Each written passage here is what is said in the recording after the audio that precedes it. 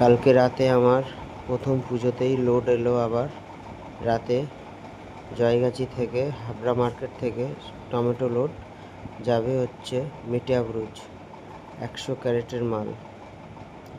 আর খুব টাফ কাঁচামালের গাড়ি এত ভাগাতে হয়, টাইমে ঢোকাতে হবে, খুব টাফ হয়ে যায় বন্ধু। আবার আজকে জাম, নো এন্ট্রি, দেখা যাক কি হয়। চলো।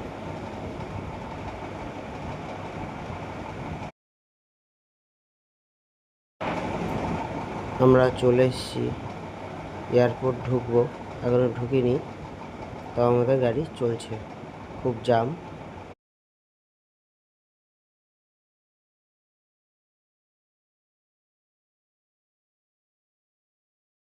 দেখতে সামনে মামারা পয়সা তুলছে, কি বলবো, এই পুজোর মধ্যেও আমাদের কাঁচা মালের। তারপরও চলো, ওখান থেকে বেরিয়ে পৌঁছে গেলাম।